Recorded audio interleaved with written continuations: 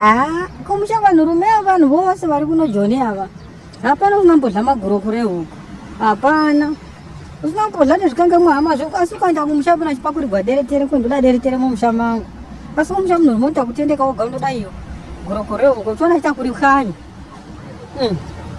Zvinto zvatodla izvo. Ende kumusha vanhu vana vachiti vanhu kuJoni vanodla zvakanaka, vanodikana zvatimbooni zvakanaka izvo. Zvinto zvatechidla izvi. Anoti zvikangamwa hama izvi zvikangamwa nezviropa zvehuku nehuro. Hamai kuti huro dzehuku ngani opo nezviropa hamai zviropa zvehuku ngani zvikangamwa hama.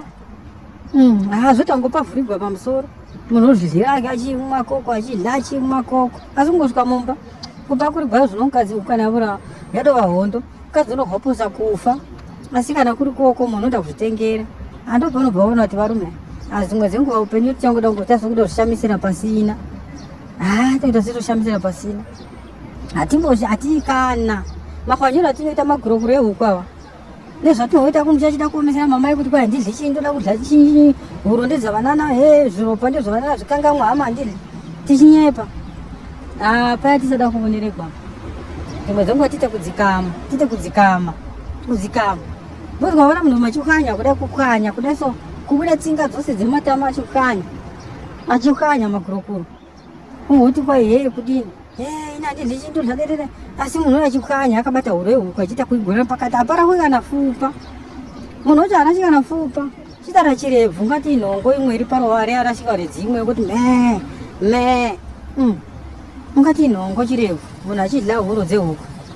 Asi ukaenda mumusha make munhu woyo hamuita kuburana, unoita kuona soti wamubvisira kubambo mumusha make. Unoita kuona kuti ukanotara ndirona nayo yotopera, wotoona kuti munhu yazvapedza huro dziya zvikangamwa hama zvazvapera. Vanhu vari kumusha musatifungira kuti odla kuno haikumbodliwi chinhu zvinopori special. Dzihuro idzi zvikangamwa moto zvatechingodla patoshota nzondora, makumbo, mahutwana, mimwe yehuku ndo yashota, ma5 taiga ndo washota yapo, ndo waita kushota unoona ndiri yadochena yadosukwa.